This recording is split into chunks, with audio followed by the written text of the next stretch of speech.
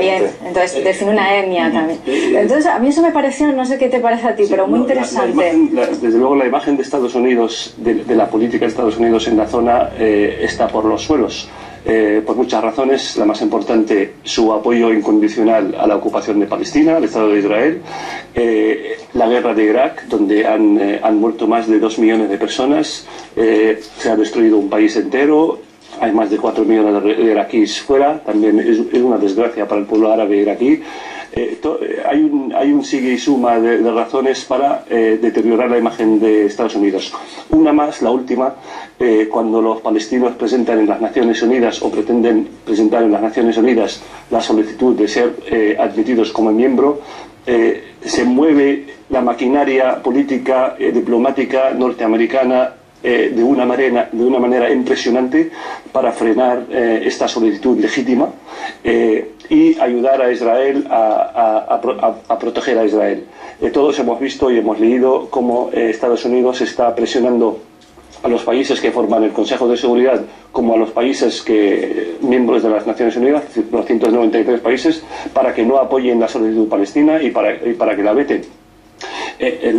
Sudán del Sur es un país que lleva poco en existencia y ha sido reconocido por las Naciones Unidas. Muchos países en la época de la Unión Soviética no existían o no oíamos hablar de ellos, como Lituania, Letonia y otros. Ahora ya son miembros de pleno derecho de las Naciones Unidas. Y nosotros, los palestinos, llevamos muchos años luchando por nuestros derechos, y cuando llegamos a las puertas a la hora de la verdad, de que se nos den nuestros derechos, siempre está Estados Unidos la primera en frenarnos estas aspiraciones y pararnos los pies. Y un ejemplo más ha sido las Naciones Unidas ahora. Y precisamente es lo que vienen a decir en su trabajo, es decir, que ese ponerse al servicio de Israel, lo único que está haciendo para Estados Unidos es servir de fermento, de caldo de cultivo, para que el antiamericanismo se extienda por la zona y se convierta en lo mismo que Israel, en un Estado odiado precisamente por frenarla. Correcto, y se está extendiendo, o sea, la postura y la política norteamericana en la zona, por las razones que he dicho antes, y luego por el doble rasero que utilizan en su política. Hay países, cuando Kuwait es ocupado ilegalmente por Irak, enseguida mandan sus ejércitos para liberarlo. Cuando la población libia empieza a reclamar libertad, mandan la OTAN y fuerzas occidentales encabezadas por Estados Unidos y Francia a liberarlos. Pero cuando los que piden libertad y democracia y vivir en paz son los palestinos, esto se olvida y parece que somos invisibles. Y todo esto conlleva y lleva a la gente, a la población árabe, al mundo árabe, a ver estas cosas y a ver estas injusticias y a tomar al final juicios y decir, pues mira, aquí hay algo, hay una guerra de intereses, y estos no vienen aquí a sacarnos de las dictaduras, a meternos en la vía de la libertad, sino vienen a por el petróleo y a por los recursos que tenemos. Vamos a hablar de la Segunda Guerra del Líbano. Qué tibieza, ¿no? A la hora, digo, por parte de Estados Unidos, a la vista de las imágenes de cómo fue la operación. ¿Qué tibieza a la hora de posicionarse? Bueno, yo creo que en la guerra del Líbano realmente Israel perdió la guerra del Líbano. Sí. Otra cosa, ¿cómo lo justificase? Y eso fue, de alguna forma, tuvo sus costes. Tuvo sus costes para la política estadounidense, que se doblegó una vez más a esos intereses israelíes por la presión de todos estos, de este lobby, ¿no? Y alimentó también pues la fuerza que tienen en la zona, por ejemplo Hezbollah, que a partir de esa guerra del Líbano adquiere una potencia y una capacidad decisoria también dentro del Líbano y del área, ¿no? Porque realmente Hezbollah ahora mismo es un referente para una parte importante, no solo de la resistencia palestina, sino de todo el área, de lo que significa para el mundo árabe el tener la posibilidad de enfrentar, de detener esa expansión neocolonial de Israel en toda la zona. Y también para superar esa humillación constante que significa que un país como Israel tenga impunidad absoluta para llevar adelante toda una serie de masacres sin ningún tipo de freno por parte ni de instituciones internacionales como Naciones Unidas, donde tiene ese derecho de veto en el Consejo de Seguridad y donde Estados Unidos lo apoya. Y esa guerra del Líbano yo creo que fue muy significativa, muy importante para todo el área, no solo para el Líbano.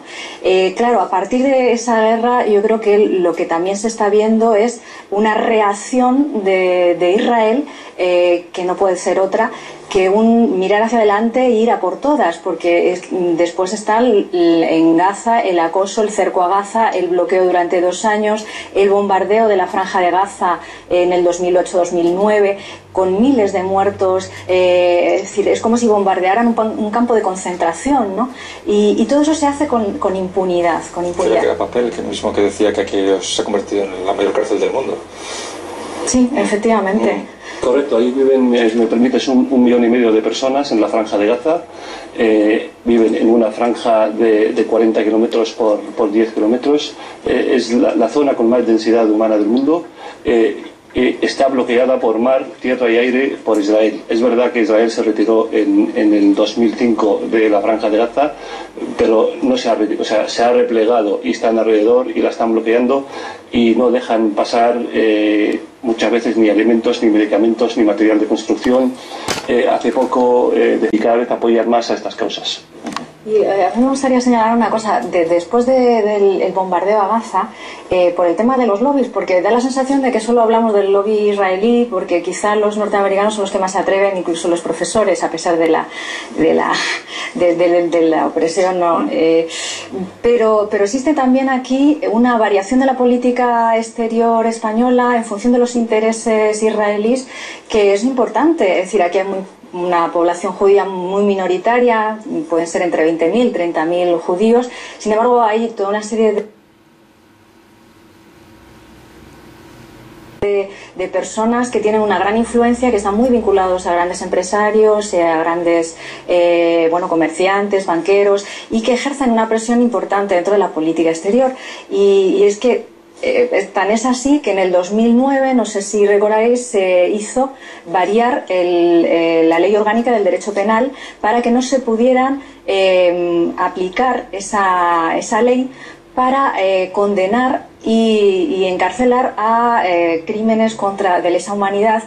Y fue el caso, por ejemplo, de el exministro israelí que estaba denunciado por España, por la justicia española, por la Audiencia Nacional, por el bombardeo a Gaza del 2002, porque todo esto se ha repetido durante muchos años, en la que asesinaron a 14 civiles. Entonces, España, que tiene esa jurisdicción que puede de justicia universal y que la había puesto en marcha, por ejemplo, en el caso de los crímenes en Chile, en Argentina, en Guatemala, a raíz de que se denunciara al exministro israelí por ese bombardeo y a otros 6 militares israelíes, hubo una visita de la ministra de Exteriores en ese momento, Tzipi Livni, que acordó con Moratinos el que había que cambiar esa ley para restringir la posibilidad de que nuestros jueces pudieran hacer uso de esa ley para ejercer ese derecho a la justicia universal, ¿no?, en casos de genocidio.